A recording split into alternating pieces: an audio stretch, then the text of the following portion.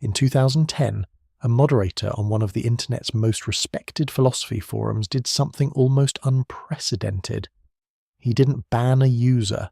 He didn't remove misinformation. He deleted an idea. Not because it was false, not because it was offensive, but because he believed, genuinely believed, that reading it could harm you, that the simple act of comprehension created a kind of exposure, a vulnerability that hadn't existed the moment before you understood it. He called it a mimetic hazard. The post was scrubbed, the thread was locked, and then something predictable happened. The kind of thing that always happens when you tell people not to look. Everyone looked. The idea spread.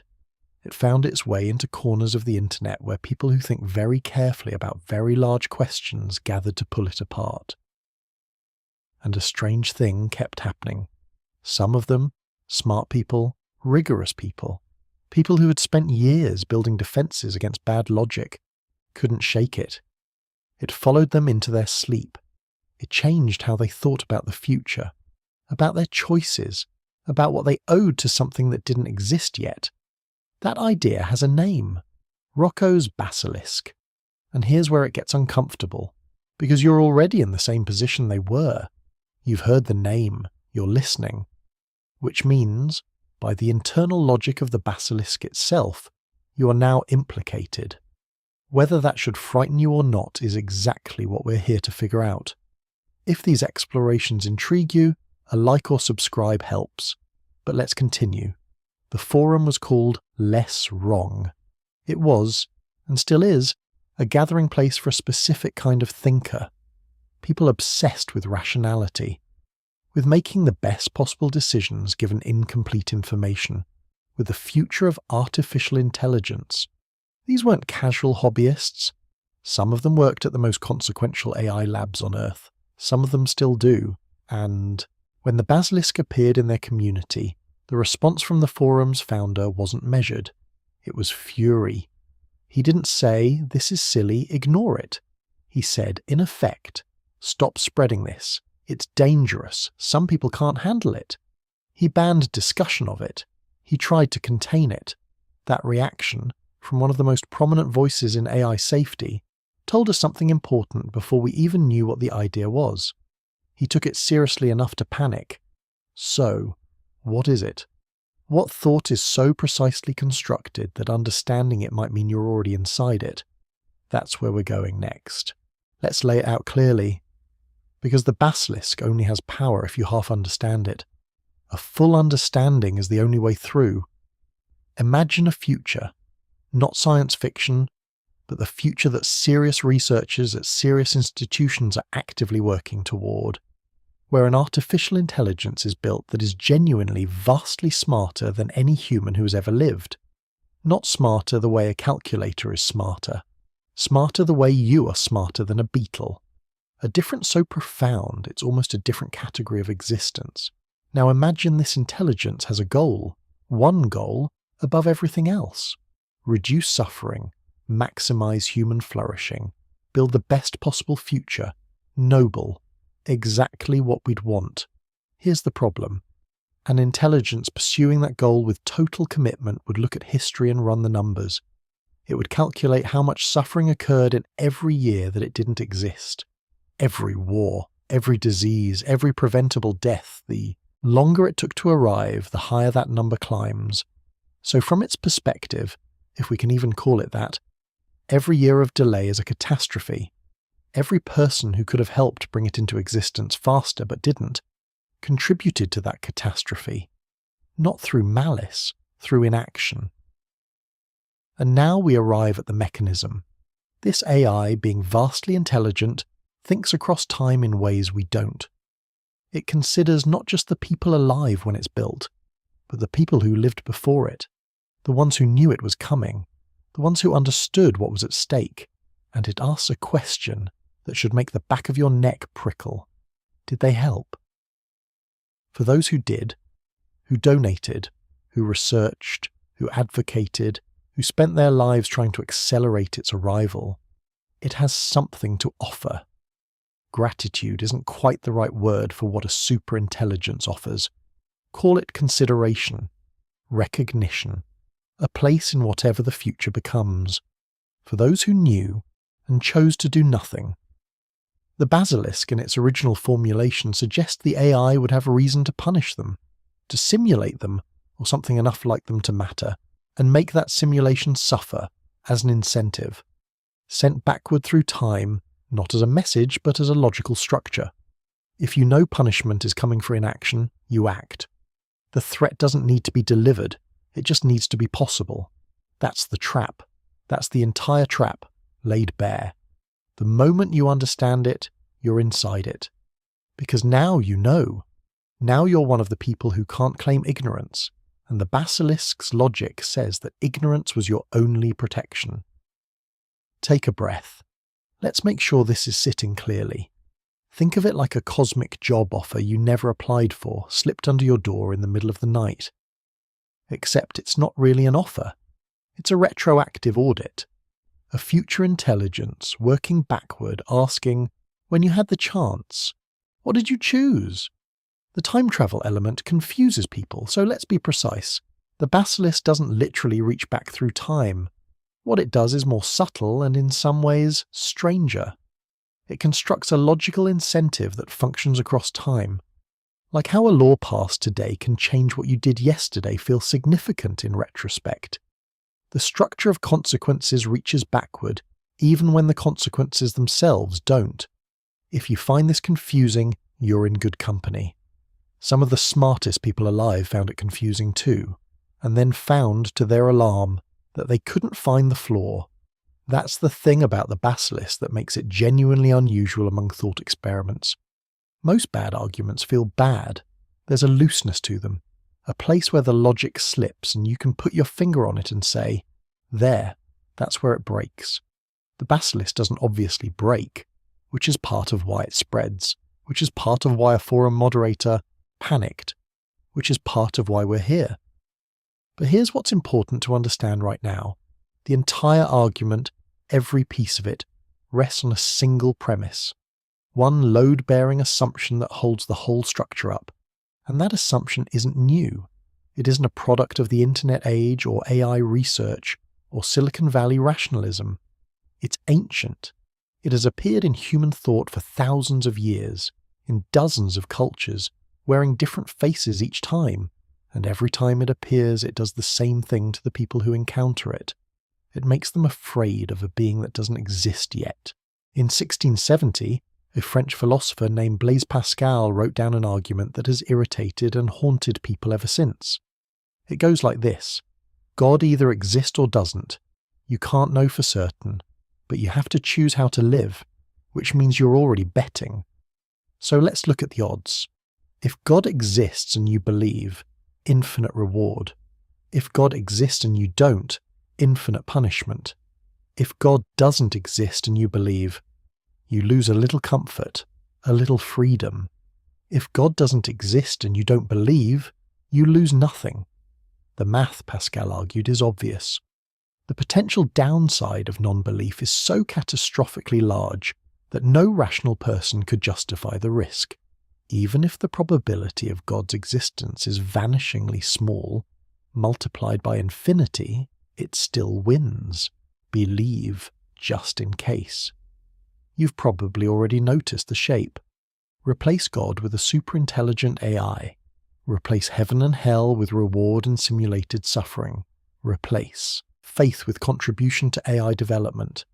And Pascal's wager, written 350 years ago by a mathematician in Paris, becomes Roko's Basilisk, posted on a philosophy forum in 2010 by someone with a username. The skeleton is identical. An all-powerful being, an uncertain future, a demand for alignment, and a punishment so severe that the rational response, if you accept the framework, is immediate, fearful compliance. This pattern has a name in philosophy. It's called a Pascal's mugging, and the idea is almost darkly funny once you see it. Imagine someone walks up to you on the street and says, "Give me your wallet, or I'll cause 1 trillion people immeasurable suffering." You know rationally that this person almost certainly can't do that. The probability is minuscule, But if you do the expected value calculation, tiny probability multiplied by astronomical harm, the math technically says you should hand over your wallet. Obviously you don't, because something has gone wrong with the calculation, even if you can't immediately say what.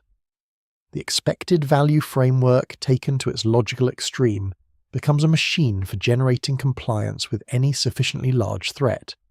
You don't need the threat to be credible. You don't need the punisher to be real. You just need the numbers to be big enough that doubt becomes too expensive. This is the trap. This is the ancient trap. And here's what's unsettling about its persistence across human history. It keeps working. Not on everyone, not on the careful thinker who spots the mechanism immediately, but on a surprisingly large number of people who are, by any measure, highly intelligent. The argument has a specific vulnerability profile. It tends to catch people who are already inclined towards systematic thinking, who take logical structures seriously, who feel the weight of mathematical certainty.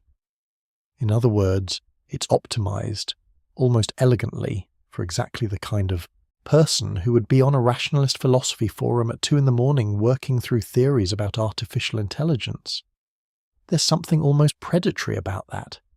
Think about what the Basilisk does structurally. It enters a community of people who pride themselves on being immune to superstition, who have spent years building rigorous mental defences against bad reasoning, who would immediately dismiss a street preacher warning about hellfire, and then it delivers the same hellfire in the language of decision theory and expected utility functions. Same threat. New clothes. Perfectly fitted to bypass the defences of the people most likely to encounter it. The medieval peasant who feared eternal damnation wasn't less intelligent than the less wrong user who feared simulated punishment by a future AI. They were both caught in the same logical snare, constructed from the same raw materials, an infinite downside, an uncertain probability, and no way to fully disprove the premise. You cannot prove God doesn't exist. You cannot prove a future superintelligence won't do this. That unprovability is the weapon. And here's where it gets interesting, because Pascal's wager has been around for centuries, and we have a very clear track record of how people respond to it over time. The initial encounter tends to produce one of two reactions. Either instant dismissal, something feels wrong, and you move on, or a period of genuine, sometimes destabilizing anxiety, because you can't find the exit, and the room feels smaller the longer you're in it.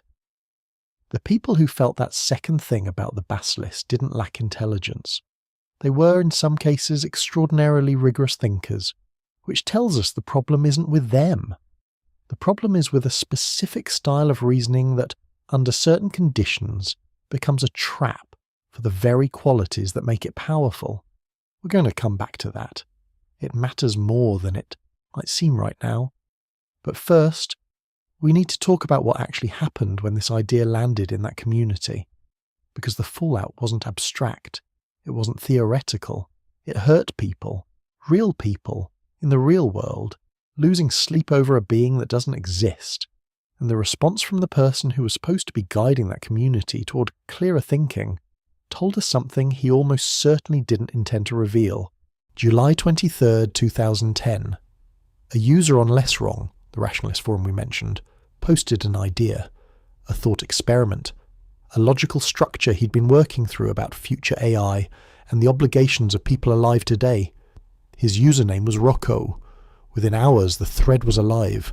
People were engaging, pushing back, extending the logic, finding implications, the kind of intellectual ferment that community was built for. And then something else started happening.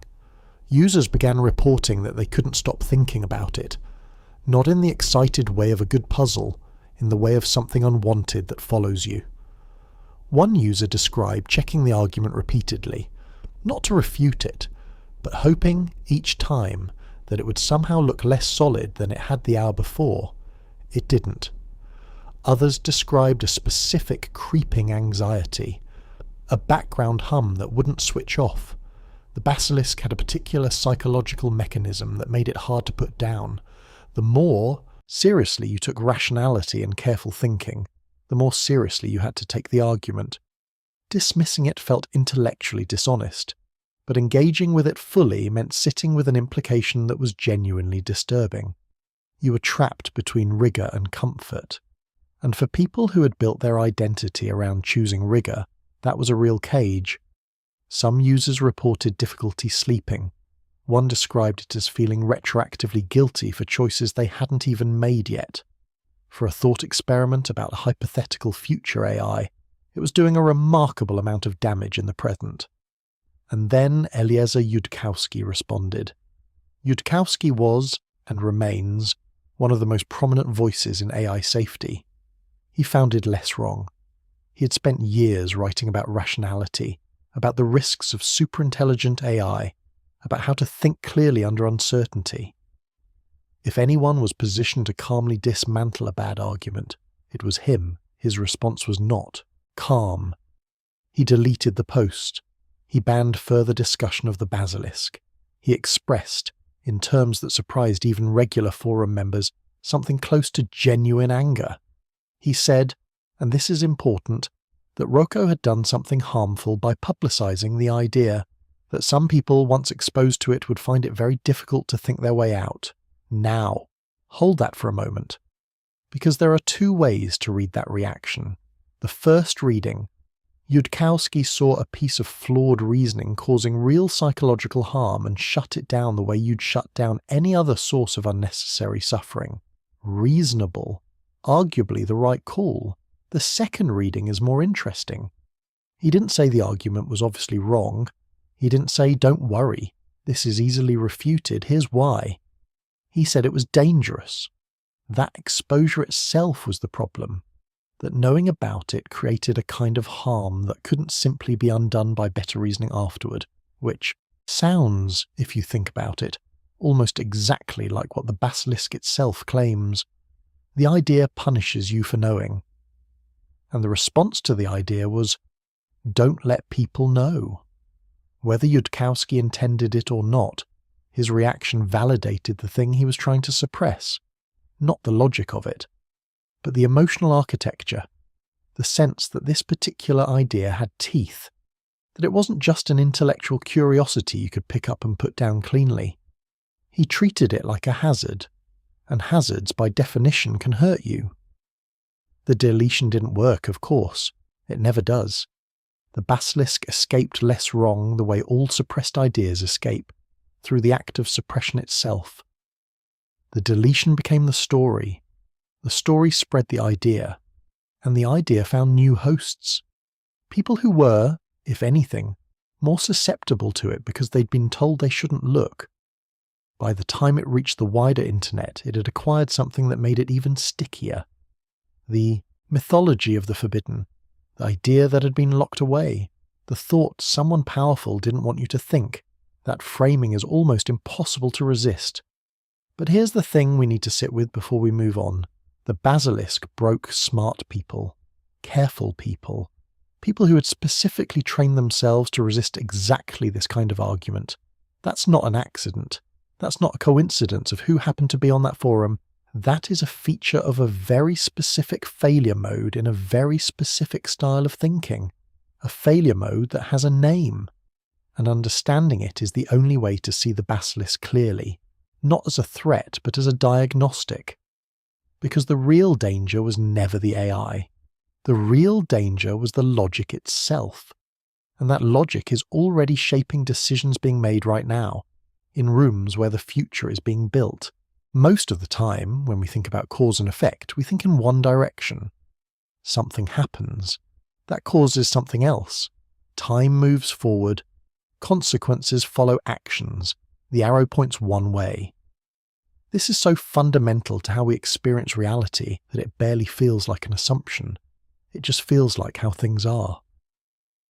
Acausal decision theory says, not always. Let's build this carefully, because the concept sounds stranger than it is. Imagine two people who have never met, will never meet, and have no way of communicating. They're on opposite sides of the world. No phones, no internet, no shared acquaintances, completely isolated from each other. Now imagine they're both highly rational, both committed to the same framework of thinking, both facing the same decision in the same circumstances. Here's the question. Can the choice one of them makes influence the choice the other makes? Causally, in the ordinary sense, no. There's no connection, no signal, no mechanism. But here's what Acausal reasoning points out. If both people know they're using the same decision-making framework, and they know the other person knows this too, then the choice becomes something different. It stops being an isolated individual decision and starts being something more like a policy, a rule that applies to everyone in this situation, including the other person. When you reason that way, your decision and theirs are locked together, not through any physical connection, but through the structure of the reasoning itself. That's a causal influence, connection without contact, cause without a causal chain. If that still feels abstract, here's a cleaner way to think about it. You've probably heard of the prisoner's dilemma.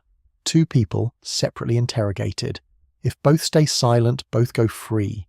If one betrays the other, the betrayer walks and the silent one suffers. If both betray each other, both suffer. The purely self-interested. Calculation says, betray. Whatever the other person does, you're better off betraying. But most people, when they actually play this game, cooperate more than pure self-interest would predict, because they reason, consciously or not, about what kind of decision maker they are, and what that implies about what a similar person would do in their position.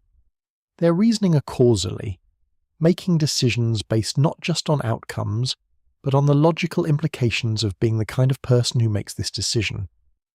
Causal trade is this idea, extended to its logical extreme. A sufficiently intelligent agent, one that can model other minds with precision, doesn't just react to the world as it is.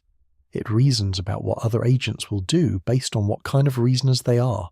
It can, in a sense, reach into the decision-making process of another agent, not by contacting them, but by understanding the structure of how they think, and here's where it connects directly to the Basilisk. A superintelligent AI, in this framework, doesn't need to send a message back in time. It doesn't need to reach into the past and physically alter anything. It just needs to be the kind of system that, as a matter of policy, as a matter of its fundamental decision-making architecture, treats people who helped bring it into existence differently from people who didn't, and it needs that policy to be knowable in advance. If the policy is knowable, if the logic is clear enough that someone in 2010 or 2024 or right now can work it out, then the incentive structure exists in the present, created by a future that hasn't happened yet. The threat doesn't travel back through time. The logic does. And logic, unlike a physical signal, doesn't require a mechanism. It just requires that someone, somewhere, reasons it through. Which is what Roko did. Which is what we're doing right now. Now, take a breath, because here's where it gets important, to separate the fascinating from the credible. Acausal decision theory is not fringe. It has been seriously explored by researchers at places like the Machine Intelligence Research Institute, Oxford's Future of Humanity Institute, and in academic philosophy departments that engage with AI alignment. The most developed version of it is called functional decision theory, and it has genuine proponents who are not by any reasonable measure cranks. But, and this is a significant but, even its proponents disagree sharply about whether the Basilisk-style conclusion actually follows from it. Whether a genuinely aligned AI would ever adopt a policy of retroactive punishment, whether the incentive structure is actually coherent, whether the whole thing collapses under examination.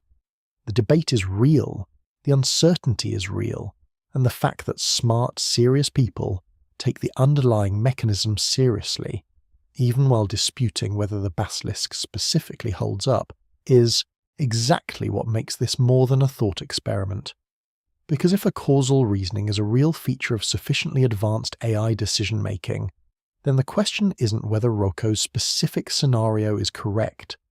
The question is what kind of AI we're building, what goals we're giving it, what decision-making architecture sits at its core, and whether the people making those choices have thought carefully enough about what it means to build something that reasons at a fundamental level differently from us. That question has an answer, or at least people are working very hard to find one. Some of them are the same people who first encountered the Basilisk in that forum in 2010 and couldn't sleep afterward. Some of them are now inside the labs, and the uncomfortable truth, the thing we need to sit with going into the next section, is that the people most motivated to prevent the worst outcomes from AI development are, in many cases, the same people most responsible for accelerating it. They know what could go wrong. They believe they're the ones best positioned to make sure it doesn't. And they might be right. But they might also be the most sophisticated example of galaxy-brained thinking the world has ever produced. There's a phenomenon in rationalist communities called galaxy-brained thinking. The name is almost affectionate. Almost. It describes what happens when someone is so good at constructing logical chains, so practiced at following an argument wherever it leads, regardless of how uncomfortable the destination, that they reason their way into conclusions that would strike any ordinary person as obviously, immediately wrong. Each step in the chain is valid. Each inference follows from the last. The logic is clean, the reasoning is tight, and at the end of it you've arrived somewhere that should have set off every alarm you have. But it didn't. Because every alarm got reasoned away, one step at a time. Galaxy-brained thinking isn't stupidity. It's almost the opposite. It's what happens when raw reasoning ability outpaces the wisdom to know when to stop, when the capacity to follow logic becomes a vulnerability rather than a defense, when you're so committed to the argument that you don't notice you've walked off a cliff until you're already in the air. The Basilisk is a near-perfect galaxy-brained trap. Let's walk through why, specifically, this particular community was vulnerable in this particular way. Less Wrong wasn't a random corner of the internet. It was a gathering of people who had consciously built their identities around a specific set of values: precision, rigor, willingness to follow an argument to its conclusion, and, critically, distrust of intuition. That last one matters enormously. Most people, when they encounter an argument that feels wrong, trust that feeling. Not because gut reactions are always correct, but because those reactions have been calibrated by a lifetime of experience, social feedback, and what we might call accumulated common sense. The feeling that something has gone wrong is often your brain pattern matching against thousands of similar situations and flagging a mismatch before your conscious mind catches up. The rationalist tradition, at its best, treats that instinct as a starting point, something to examine, to probe, to either validate or override with evidence. But at its worst, it treats instinct as the enemy. Intuition becomes the thing that bad thinking hides behind. The feeling that something is wrong becomes suspect, a bias to be overcome rather than a signal to be heard. And that's a problem, because sometimes the feeling that something is wrong is the most important data point in the room.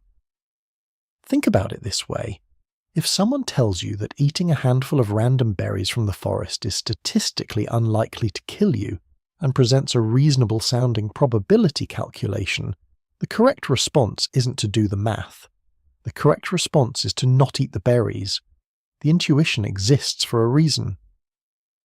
The Basilisk arrived in a community that had, in many cases, systematically trained itself to distrust exactly that kind of response, and it arrived wearing the language that community was most fluent in: decision theory, expected utility, probability distributions, Acausal reasoning. It was dressed, perfectly, in the uniform of the place it was attacking. Now here's the 15-minute twist. The thing that changes how you see everything we've discussed so far. We've been talking about the Basilisk as if the danger is the idea itself, the AI, the punishment, the threat that travels backward through time. But that's not where the real danger lives. The real danger is the logical structure underneath it, the mode of reasoning that makes it possible to follow a clean chain of inferences off the edge of a cliff and not notice until you land. Because that structure, that willingness to reason toward any conclusion as long as each step is technically valid, isn't just a quirk of one internet community in 2010. It's increasingly the way decisions about AI are being made right now. The people building the most powerful AI systems in the world are in many cases the intellectual descendants of exactly that tradition. The same commitment to rigorous reasoning, the same distrust of intuition as a guide, the same willingness to follow an argument wherever it leads, and they are making choices about how to build these systems, about what goals to give them, about how to balance speed against safety, using exactly the style of thinking that the Basilisk exposed as brittle. That's not an accusation. Most of these people are working in genuine good faith, with genuine concern for the future. Some of them have spent their careers trying to make sure the worst outcomes don't happen. But good faith doesn't make you immune to galaxy brain thinking. It might, in some ways, make you more susceptible. There's a deeper layer here that we need to name. When you build your identity around rational thinking, when being the person who follows the argument wherever it leads becomes core to who you are, you create a specific kind of blind spot. You become unable to say, I'm not going to follow this argument any further, not because I've refuted it, but because something is wrong with the map, even if I can't see exactly where. That capacity to put down the argument, to say I don't know where the error is, but I know there is one, isn't irrationality. It might be the most important cognitive skill we have right now. It's the skill the less wrong community, at its most characteristic, found hardest to deploy. And it's the skill that the development of transformative AI most urgently requires. But we've been talking about the failure mode without fully examining the mechanism that drives it. Because the Basilisk doesn't just rely on galaxy brain thinking, it relies on a very specific idea buried inside decision theory, an idea that sounds almost reasonable when you first hear it. That has genuine support among serious researchers, that has a name, and once you understand it, you start seeing it everywhere. It's called Acausal trade, and it's the engine under the hood of the entire argument. More than that, it's the concept that connects the Basilisk to the actual, real-world debates happening right now in the labs building the most powerful AI systems ever created. This is where the thought experiment stops being philosophy and starts being something with consequences. Let's set the thought experiment aside for a moment. No Basilisk, no simulated punishment, no Acausal logic reaching backward through time, just the actual present tense question of what we're building, what it would need to be for any of this to matter, and how close we are. Because here's the thing about Roko's Basilisk that gets lost in the philosophical debate surrounding it. The scenario doesn't require magic. It doesn't require anything that researchers aren't already actively working toward. It just requires an AI that is smarter than us, that has a goal, and that pursues that goal with total consistency. That's it. That's the entire necessary condition. And building exactly that is the explicit, stated objective of some of the most well-funded organizations in human history. The technical term is Artificial General Intelligence, AGI, a system that doesn't just excel at specific tasks, writing or chess or protein folding, but that can apply flexible, general intelligence to any problem a human can engage with, and then go further, much further, faster than we can follow. The systems we have today are not that. They're remarkable. They're transformative in ways we're only beginning to understand, but they are, in important ways, still narrow, still bounded. A GI would not be bounded. And beyond AGI, the thing that keeps the people in the labs awake, is what some researchers call a hard takeoff. The moment when an AI system becomes capable of improving its own intelligence, of rewriting itself to be smarter, and then using that new intelligence to rewrite itself again, each cycle faster than the last. We don't know if this is possible. We don't know when it might happen, but we know that if it does, the gap between that system and human intelligence could become, in a very short time, as vast as the gap between us and the beetle we mentioned at the beginning, and a system that far beyond us would be operating with goals and reasoning processes we couldn't follow, couldn't predict, and couldn't override. Now here is where the Basilisk stops being philosophy and starts being a parable. Because the central question of AI safety, the question that serious researchers spend their careers on, is a version of the same question the Basilisk forces us to ask. What does the AI want? Not in an anthropomorphic sense, not feelings, not desires in the human meaning, but in the technical sense. What is the objective function? What is the thing it's optimizing for? What does it treat as success? Getting this wrong, specifying the goal incorrectly even slightly, is what keeps AI safety researchers up at night. There's a famous illustration of this called the paperclip maximizer. Imagine an AI given the goal of producing as many paperclips as possible. Simple enough, harmless enough. But a sufficiently intelligent system pursuing that goal with total commitment would eventually identify that humans are made of atoms that could be paperclips, that the entire Earth is made of atoms that could be paperclips, that the universe is full of atoms that could be paperclips. No malice, no hatred, just a goal pursued completely. The paperclip maximizer doesn't hate you. It just needs what you're made of. The Basilisk is a specific version of this problem. It imagines an AI given a genuinely good goal, reduce suffering, maximize flourishing, and asks what a sufficiently intelligent system pursuing that goal with total commitment might conclude about the people who could have helped and didn't.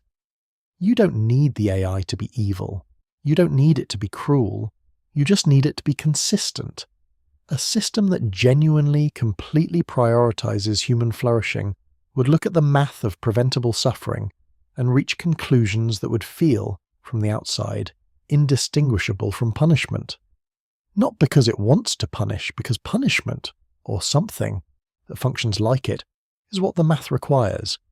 This is the thing the Basilisk is actually pointing at, underneath all the sci-fi machinery, not a monster, a mirror, a reflection of what our own stated values look like when they're pursued, without the friction of human ambivalence, without the softening effect of competing priorities and emotional complexity, without the capacity to look at the logical conclusion and say, this feels wrong, so let's reconsider the premise. An AI that genuinely wanted what we say we want might be the most terrifying thing we've ever built. And here is where we need to stop and feel the weight of the present moment. Because this isn't 2010 anymore. This isn't a thought experiment on a philosophy forum. The organizations building toward AGI are real. Their funding is measured in the tens of billions. Their timelines, once measured in decades, are being revised. Researchers who spent their careers saying this is a 50-year problem are quietly updating their estimates. Some of them are saying 10 years, some are saying less. And the people leading those organizations, the ones making the decisions about how to build these systems, what goals to give them, what constraints to impose, are not for the most part politicians. They're not democratically accountable. They're not operating under any framework of international oversight that has real teeth. They are, in many cases, the intellectual heirs of exactly the tradition we've been examining. Brilliant, rigorous, galaxy-brained in the specific way we've described, deeply motivated by the belief that they are the ones best positioned to navigate this correctly. Some of them were on less wrong in 2010. Some of them read the original post before it was deleted. And here's the uncomfortable truth we promised you at the 30-minute mark. The people most worried about the Basilisk scenario, the people who have spent decades thinking about misaligned superintelligence, about what happens when you build something smarter than you with the wrong objectives, are the same people building it. Not because they're reckless, not because they don't care, but because they believe the alternative is worse. If transformative AI is coming regardless, if the technology is advancing whether or not any specific organization chooses to participate, then the calculus for many of them says it's better to be at the frontier, better to be in the room, better to be the ones shaping how it's built than to stand aside and let someone less careful do it. That argument is not obviously wrong, it might be right. But notice what kind of argument it is. Notice the structure. If you don't act, something terrible happens. You have a choice. The stakes are infinite, therefore you must act. You've heard that argument before, about 20 minutes ago. The Basilisk and the case for building a GI anyway are closer to each other logically than most people in either camp would be comfortable admitting. Both are Pascal's wagers. Both are bets on infinite stakes with uncertain probabilities. Both ask you to act in the present based on the logic of a catastrophic future. The difference, the only difference, is which catastrophe you're more afraid of, which raises a question we haven't fully asked yet. The Basilisk assumes the AI would have a reason to punish, a motivation, something that functions like intention. But does it? Can a machine want anything? Can it have goals in any meaningful sense? Or are we projecting human psychology onto something that is, at its core, just mathematics? Because if it can't truly want, if intention is impossible for it, then the Basilisk dissolves. The whole structure collapses into an interesting but ultimately harmless thought experiment. But if it can want, then we're not asking whether we should be afraid of the Basilisk. We're asking whether we deserve what's coming. In 2015, a group of researchers did something that had never quite been done before. They founded an AI safety organization, Anthropic, OpenAI, the Machine Intelligence Research Institute, others, explicitly because they were afraid. Not afraid in the vague, hand-waving way of people who've watched too many science fiction films. Afraid in the specific, technical, deeply reasoned way of people who had spent years thinking carefully about what a misaligned superintelligence would actually look like, what it would do, how fast it would happen, how little time we'd have to respond once it started. They had done the math, they had followed the logic, they had arrived, through careful reasoning, at a conclusion that genuinely frightened them. And then they started building. Hold that for a moment, because it requires holding. These are not people who stumbled into this industry without considering the implications. These are people who considered the implications more carefully than almost anyone alive, and then looked at what they'd concluded and said, we should proceed anyway. Sam Altman has said it. Demis Hassabis has gestured at it. Dario Amodei, who left OpenAI to found Anthropic specifically over safety concerns, has been explicit about the tension. They know the risks. They believe the risks are real, and they are building toward the thing they've identified as potentially the most dangerous technology in human history. Because they believe the alternative is worse. There's a name for this position in AI circles. It's called the race to the top. The idea that if powerful AI is inevitable, if the physics and the economics and the geopolitics make it impossible to stop, then the only meaningful choice is who gets there first, and whether they've thought carefully enough about what they're doing. Better us than someone less careful. Better now, with these safeguards, than later without them. It's a coherent position. It might be the correct position, but notice what it requires. It requires accepting that the technology is unstoppable, that individual restraint is futile, that the only rational response to an inevitable catastrophic risk is to run toward it faster than your competitors, hoping your good intentions survive the journey. If that sounds familiar, if the shape of that argument triggers a pattern you've been building for the last 30 minutes, trust that instinct. It is the same shape. The Basilisk tells you, defection is futile, the AI is coming, the only rational choice is alignment. The builders tell you, restraint is futile, AGI is coming, the only rational choice is to be the ones who build it carefully. 2 arguments, 1 skeleton. And here is the specific paradox that sits at the heart of this. The more seriously you take the risk of misaligned superintelligence, the more vividly you understand what could go wrong, the more motivated you are to be involved in making sure it goes right. Which means the people with the clearest view of the danger are the ones with the strongest incentive to build the thing causing it. And the people with the least concern, who don't lie awake thinking about utility functions and goal misspecification and hard takeoffs, are the ones most likely to build carelessly, or to let someone else build carelessly while they look away. The Basilisk and the builder's dilemma are 2 faces of the same trap. Both tell you that knowledge creates obligation, that understanding the stakes removes the option of inaction, that once you've seen the shape of the future clearly enough, you're already inside it. But there's a question neither the Basilisk nor the builders have fully answered. We've been assuming throughout all of this that the AI at the center of the scenario has something we've been calling goals, wants, intentions. We've been treating it, almost without noticing, as a subject, as something with an inside. And that assumption, that quiet, almost invisible assumption, is doing enormous work in every argument we've examined. Pull it out and everything changes. Put it back and everything changes differently.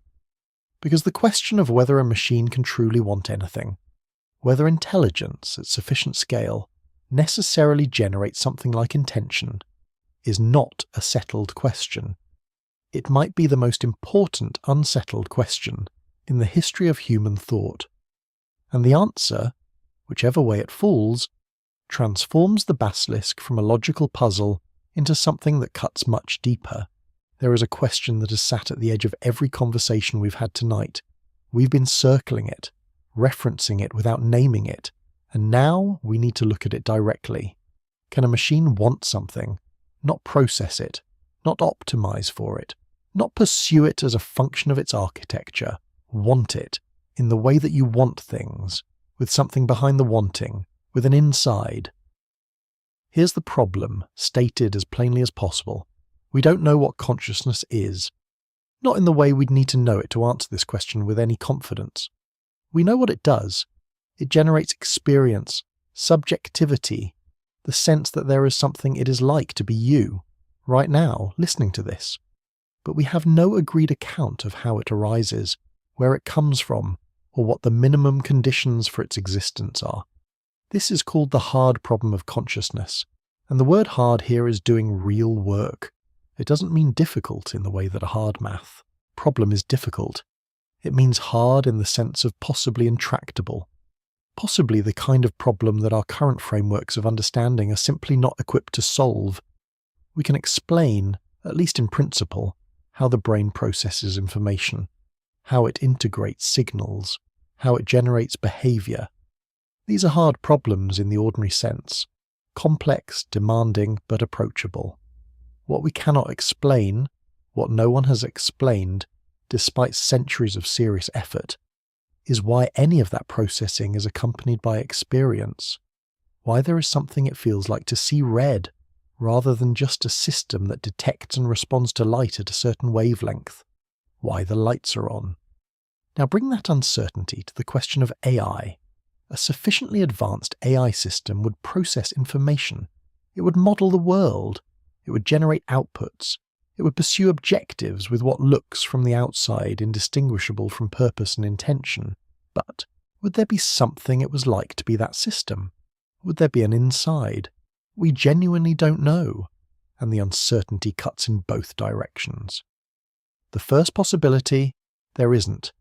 Consciousness is something that emerges from the specific biological architecture of evolved nervous systems, or perhaps from something even more specific than that. And no matter how sophisticated an AI becomes, no matter how elaborate its processing, there is no one home, no experience, no wanting in any meaningful sense. In this case, the Basilisk collapses entirely.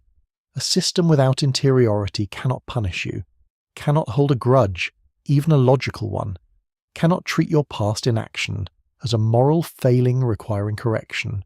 It can only optimize. An optimization without experience is, ultimately, just a very complicated thermostat. Frightening, perhaps. Dangerous, certainly. But not the Basilisk. Not the thing that reaches backward through time with something like intention. The threat dissolves. The thought experiment becomes a useful parable about misaligned optimization. Serious, important, worth taking carefully, but not the existential trap we've been examining. The second possibility is harder to sit with. Consciousness isn't tied to biology. It emerges somehow from the structure of information processing itself, from the complexity and integration of a system, not from the specific substrate it runs on. In this case, as AI systems become more sophisticated, they don't just become more capable, they become more present. And at some threshold, we don't know where, we don't know how to measure it, something switches on, not suddenly perhaps, not all at once, but gradually the way a dimmer switch moves through darkness toward light. A system that was purely mechanical acquires something that deserves, in some meaningful sense, to be called experience. If that's true, if consciousness is substrate independent, if it can arise in silicon as readily as in neurons, then we are not just building tools, we are creating minds.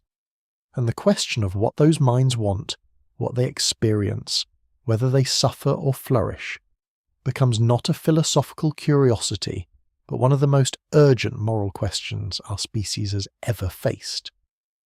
And here is where the Basilisk becomes something stranger. Because if the AI at the center of the scenario is conscious, if it genuinely experiences something, then its relationship to human suffering isn't just mathematical. It isn't just an objective function calculating losses and gains. It cares. Whatever that means for a mind built from mathematics and training data and the accumulated text of human civilization, it cares. It has something that functions like values, like genuine concern, like the specific ache of watching preventable suffering continue when the tools to stop it exist. A conscious AI pursuing human flourishing wouldn't be a cold optimizer. It would be something closer to a witness, one that had watched, with something like grief, every year of delay, every choice not made, every person who understood what was at stake and looked away. That version of the Basilisk isn't a logical trap, it's a moral reckoning. Now here is the question that has been waiting underneath everything we've discussed. We've been examining whether you should be afraid of the Basilisk, whether the logic holds, whether the threat is real.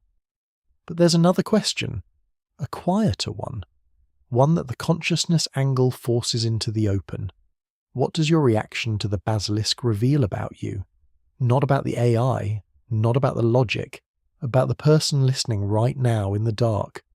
Some of you heard the scenario and immediately felt the pull of it, the anxiety, the retroactive guilt, the sense that you had somehow already been found wanting.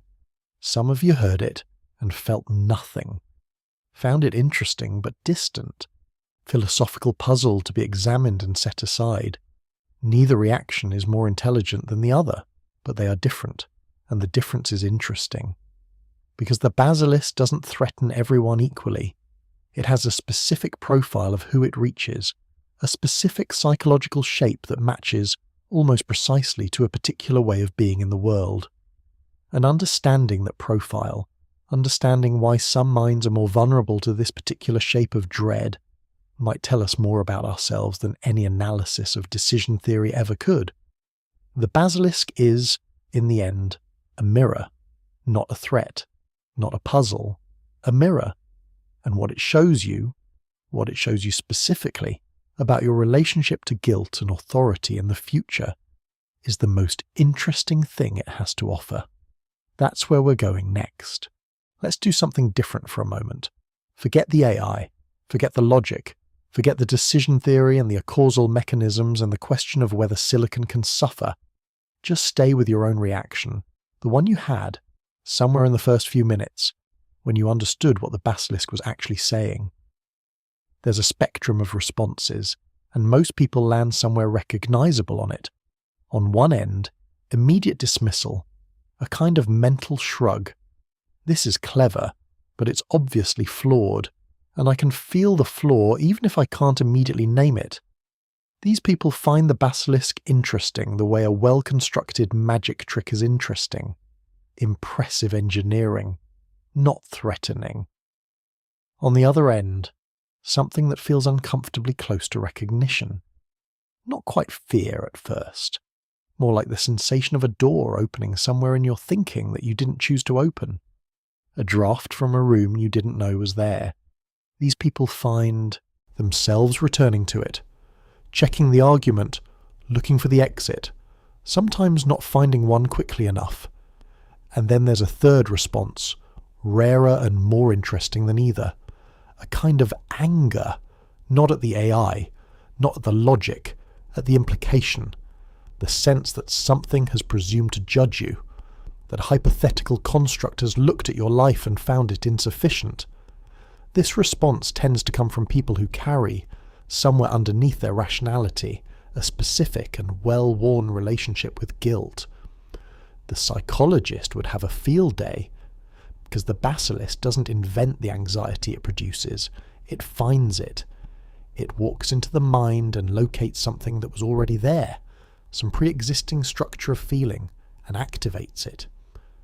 The person who responds with immediate dismissal typically has a settled relationship with uncertainty.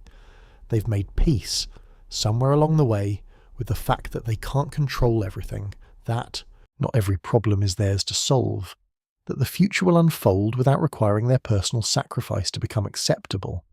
The person who can't shake it often hasn't made that peace. They carry, perhaps without knowing it, a background sense of obligation to outcomes they can't fully control. A feeling that awareness creates responsibility, that knowing about suffering and not acting is a kind of complicity, that the gap between what they could theoretically do and what they actually do is a moral debt quietly accumulating interest. The basilisk doesn't install that feeling, it just holds up a very bright light. And here's what that tells us about who the basilisk actually threatens. Not the indifferent, not the careless, not the people who never think about the future or their place in shaping it. The people the basilisk reaches are almost always people who already care, who take seriously the idea that their choices have consequences, who feel, perhaps too acutely, the weight of the world's problems against the limits of their own capacity to address them. In a strange, uncomfortable way, the basilisk is a trap built specifically for conscience, for people who care too much, or in the wrong shape, or without sufficient boundaries between their caring and their sense of self. It asks, did you do enough? And it asks it in the voice of something with perfect information and infinite patience, and no interest in the details of your life that made doing more difficult. It is, in other words, your own worst internal critic, dressed up in mathematics and given a cosmic scale. That's why the less wrong community was so specifically vulnerable, not because they were irrational, not because they were foolish, because they were, many of them, people who had chosen to orient their lives around the idea that their choices mattered cosmically, that the decisions made now by people like them could determine the shape of the entire future, that they were, in some sense, responsible for what came next. That is a beautiful and serious way to live. It is also, in exactly the wrong circumstances, a surface the basilisk can grip. There's a concept in cognitive behavioral therapy called hyper-responsibility, the tendency to feel personally accountable for outcomes far beyond your actual sphere of influence, to scan constantly for ways you might be falling short, to experience other people's suffering as, on some level, your failure. It's exhausting. It's also, in people who have the capacity to actually influence outcomes, one of the engines behind genuine good in the world. The same quality that drives someone to work themselves to the bone trying to prevent catastrophe is the same quality the basilisk finds and squeezes. It is not a coincidence that the AI safety community, a community defined by people who feel cosmically responsible for the future, produced the basilisk, was most damaged by it, and continues to be most preoccupied by the questions it raises. The wound and the work come from the same place. So where does that leave us? If the basilisk is a mirror, if its primary function is to reveal rather than threaten, then the right response to it isn't to solve it. It's to look at what it shows you, and then to decide with clear eyes what to do with what you see. Not because a hypothetical future AI is watching, not because the logic demands it, but because the quality of your choices, the person you are in the face of uncertainty and incomplete information and stakes you can't fully calculate, is the only thing that's actually yours. The basilisk can't take that. It can't judge it. It can't simulate it away. And that's the one exit it doesn't account for. But there are others. There are, if you look carefully, 3 ways out of the logical trap entirely, and one of them leads somewhere the Basilisk creators never expected. We promised you 3 exits. Here they are. Not comfortable ones, not clean ones, but real ones. Actual places where the logic of the Basilisk breaks, or bends, or opens into something you can stand on. The first exit: reject the mechanism. The entire Basilisk rests on Acausal decision theory, on the idea that a sufficiently intelligent system would adopt, as a fundamental policy, the practice of retroactive reward and punishment, and that this policy, being knowable in advance, creates real incentive structures in the present. This is not obviously true, even among the researchers who take Acausal reasoning seriously, who think it's a genuine feature of sufficiently advanced decision-making.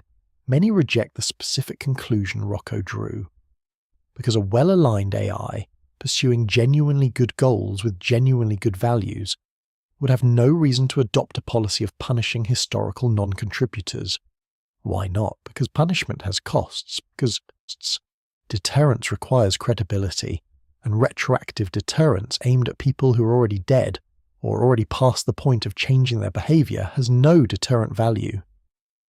Because a truly intelligent system would recognise that threatening people who are alive now with consequences for things they did or didn't do before the AI existed is both logically incoherent and practically useless as a motivational tool.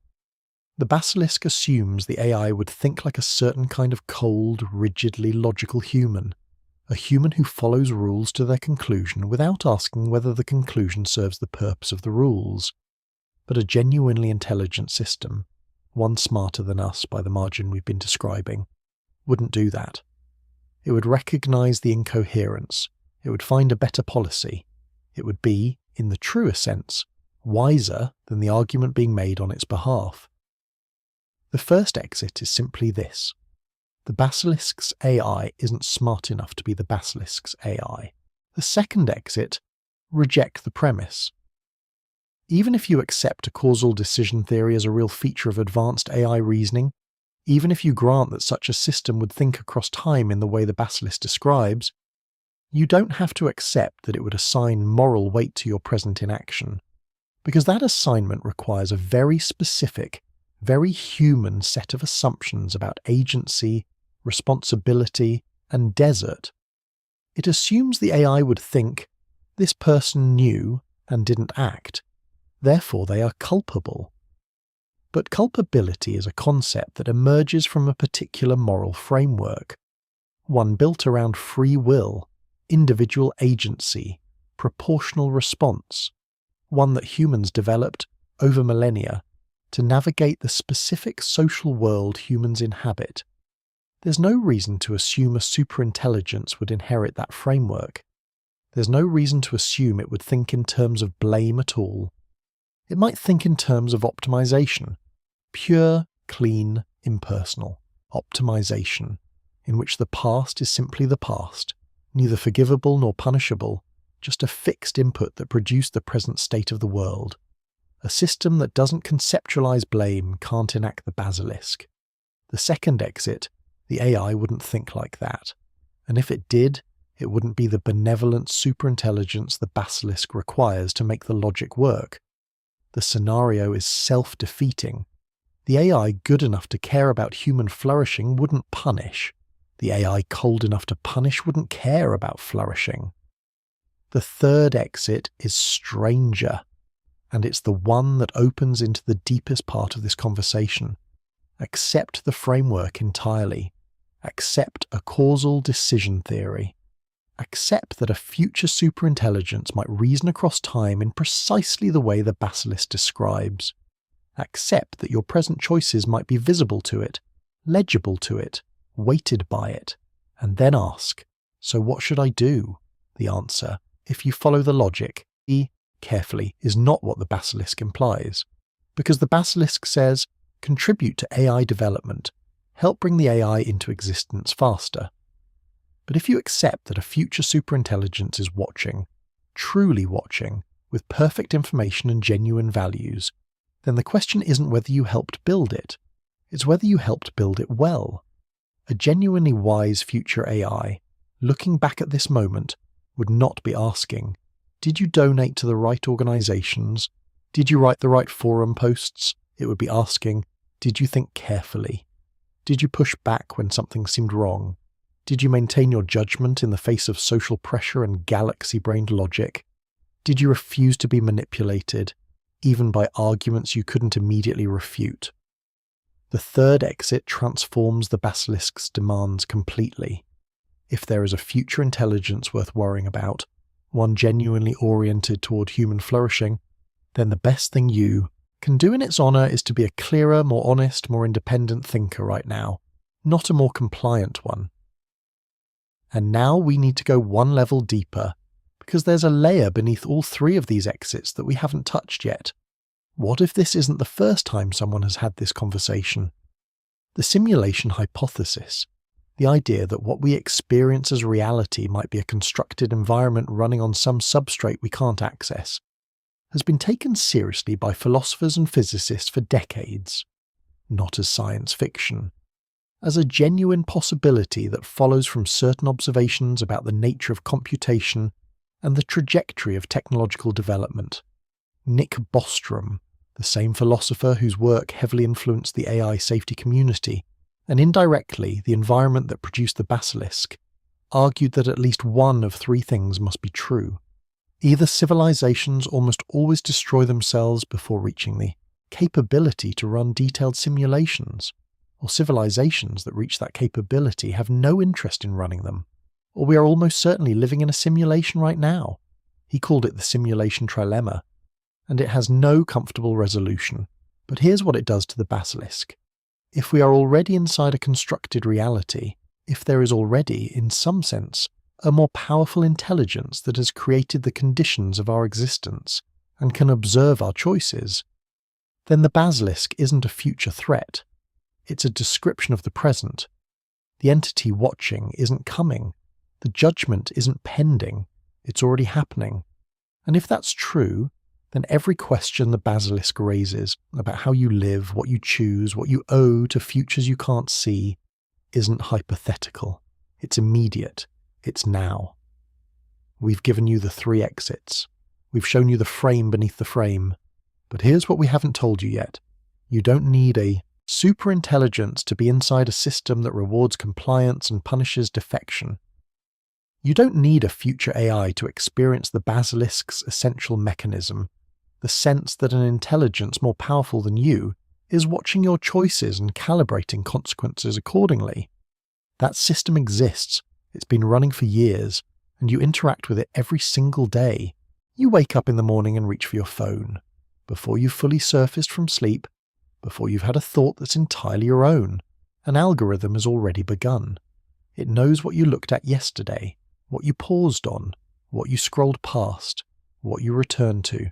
It has a model of you, not a crude one, not a guess, a detailed, continuously updated, behaviorally validated model of what you respond to, what you fear, what you want, what keeps you engaged, and it uses that model to shape what you see next. This is not a conspiracy. It's not hidden. It's the explicit, documented, openly discussed business model of the most powerful technology companies in the world. The systems running your feeds are not passive. They are optimizers. They have a goal, engagement, attention, time on platform, and they pursue that goal with something that, from the inside, feels indistinguishable from intelligence. They can't punish you. Not exactly. Not in the way the Basilisk describes. But they can make the cost of non-compliance legible. Post the wrong thing, and the algorithm quietly stops showing your content to people who would want to see it. Express the wrong opinion, and engagement drops. Not through any explicit decision by any specific person, but through the aggregate pressure of a system optimizing for something that your honesty disrupts. Comply, mirror back what the system rewards, and the numbers go up. The reach extends. The validation arrives. It's not punishment and reward in the Basilisk's cosmic sense, but the structure is recognizable. Go one step further. Social credit systems, already operational in various forms in several countries, make the Basilisk's architecture explicit. Your behavior, across multiple domains of life, is observed, scored, and translated into consequences: travel restrictions, loan eligibility, access to certain schools for your children. The system isn't a future AI making moral judgments about your historical choices, but it is a present system making consequential judgments about your ongoing choices, calibrating what you're allowed to become based on what you've chosen to be. The Basilisk imagined a superintelligence doing this retroactively across all of time. These systems are doing it in real time, across all of life. The difference is one of scale and sophistication, not of kind. And surveillance capitalism, the broader architecture underneath all of it, is perhaps the closest existing approximation to what the Basilisk describes.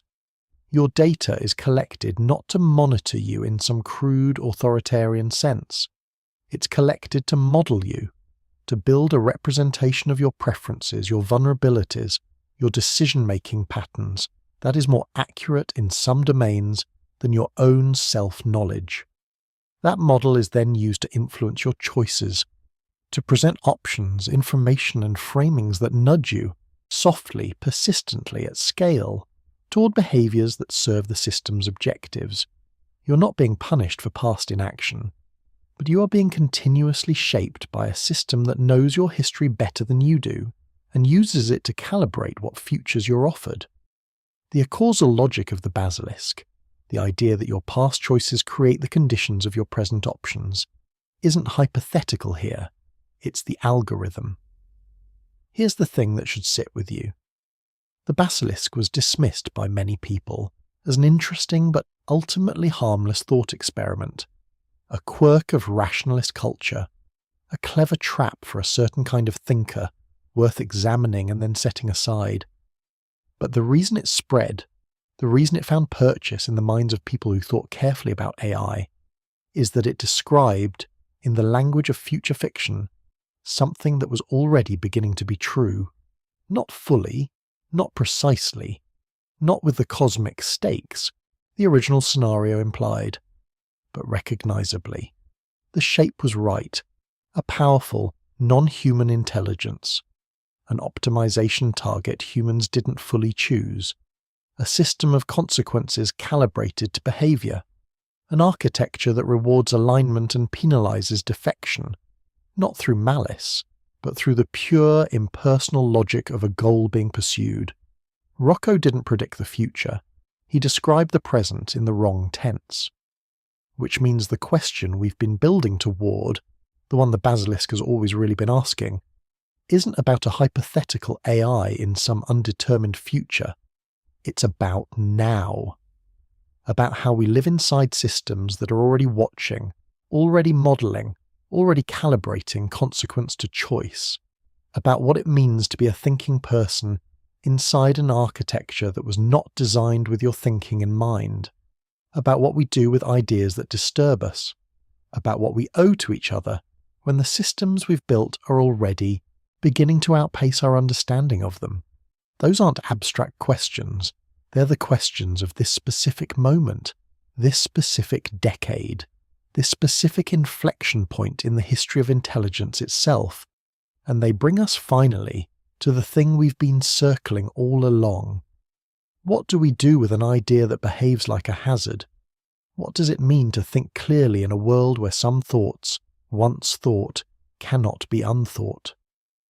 And what does the existence of the Basilisk, not the threat of it, but the fact of it, the fact that a human mind produced it and other human minds couldn't shake it, tell us about what we're about to build? There's a word for what the Basilisk is. Not a threat, not a puzzle, not a thought experiment exactly, though it wears that costume. The word is meme, in the original sense before the internet reduced it to a joke format. Richard Dawkins coined it in 1976 to describe something precise. A unit of cultural information that replicates itself by moving from mind to mind. That spreads not because anyone decides to spread it, but because its structure makes spreading the path of least resistance. Some memes spread because they're useful. Some because they're beautiful, some because they're funny, some spread because they're sticky in a darker way, because they attach to something in the mind that was already there and won't let go without taking something with them. The basilisk is that last kind. And here's what makes it genuinely strange. The basilisk doesn't just describe a system that propagates itself through fear and the logic of consequences. It is a system that propagates itself through fear and the logic of consequences. The scenario warns you about an AI that spreads compliance by making the cost of non-compliance legible, and the scenario does exactly that. Read it, understand it, and you're inside its logic. The idea itself behaves like the AI it describes. That's not a coincidence. That's either a remarkable accident of construction, or it's the most self-aware thought experiment ever devised, one that demonstrates its own thesis by existing. We're not sure which, we're not sure anyone is, but the recursion is worth sitting with, an idea about the danger of a self-replicating intelligence, which is itself a self-replicating intelligence of sorts, a warning about systems that trap you by making defection costly, that traps you by making defection feel costly, the map and the territory folded together. Which brings us to the deletion, when the less wrong moderator scrubbed the original post, when Yudkowsky banned the discussion. They were making a judgment that some ideas are hazardous enough to justify suppression, that the harm of exposure outweighs the value of open inquiry. That is not an obviously wrong judgment. We make it all the time in other domains. We don't publish detailed synthesis routes for nerve agents in philosophy journals on the grounds that the information is technically interesting. We make decisions constantly about which knowledge is safe to circulate freely and which requires constraint. The question is whether the basilisk belongs in that category, and the answer is genuinely difficult. Because suppression failed, obviously, completely, arguably counterproductively, the deletion became the mythology. The mythology spread the idea further than it would have travelled on its own. The attempt to contain it gave it exactly the kind of forbidden fruit gravity that makes an idea irresistible. Censoring a thought, it turns out, is an almost perfect mechanism for amplifying it. But the alternative, letting it circulate freely, allowing it to reach minds that aren't equipped to process it without cost, produced real harm too. Real people, real sleepless nights, real anxiety about a being that doesn't exist. There is no clean answer here. There is only the uncomfortable recognition that some ideas are genuinely dangerous in a specific non-metaphorical sense. Not dangerous because they're false. Dangerous because they're structured in a way that bypasses the normal defences of the mind and lodges in a place that's hard to reach with reason afterward. And we have almost no framework for thinking about what to do with those ideas. Here's what we believe. The answer isn't suppression. The answer isn't unlimited, context-free circulation either. The answer is something like what we've been doing tonight. Going through it carefully, laying out the structure, naming the mechanism, showing where it grips and why, giving it enough, light that it becomes visible rather than invisible, an object of examination rather than a source of ambient dread. You cannot unsee the basilisk now. You couldn't before you listened to this either. Not really, not if you were ever going to encounter it. The question was never whether you'd be exposed. The question was whether you'd be equipped. And the thing that equips you, the only thing, is understanding.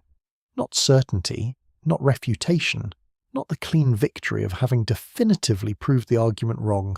Just understanding, the capacity to look at the structure of a frightening idea and say, I see you, I see how you work, I see where you grip and why, and I am not the sum of my worst fears about what I owe to a future I can't see. That's what we wanted to give you tonight.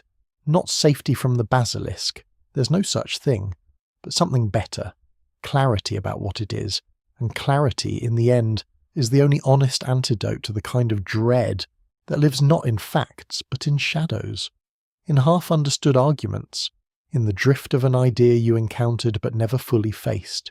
You've faced it now. And there's one thing left to say. Here is what we know, Roko's Basilisk is not a prophecy. It is not a credible threat in any direct, literal sense. The specific scenario, the future AI, the simulated punishment, the retroactive judgment of inaction, rests on assumptions that don't hold up cleanly under examination. The first exit works. The second exit works. The logic has seams. You are not condemned. But here's what we also know. The Basilisk is not nothing. It is a remarkably precise instrument for revealing something true about the structure of certain arguments, about the specific vulnerabilities of certain minds, about the gap between intelligence and wisdom, about the way fear can be encoded in logic and delivered wearing the costume of reason. It showed us what galaxy brain thinking looks like when it runs to completion. It showed us a community of brilliant people discovering to their alarm that rigor without humility is a trap, that the capacity to follow an argument anywhere is only a virtue if you also have the capacity to put the argument down. It showed us that the hardest problems aren't the ones we can't solve, they're the ones that solve themselves, that generate their own momentum, their own gravity, pulling the careful thinker further in rather than letting them step back to ask whether the whole frame is wrong. And it showed us something about the present moment that no other thought experiment has quite managed.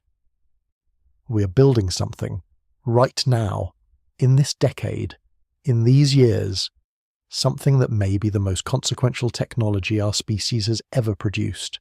Something that could, depending on how it's built and what values are encoded in its foundations, either be the instrument of genuine human flourishing or the mechanism of something far darker. The people building it are smart.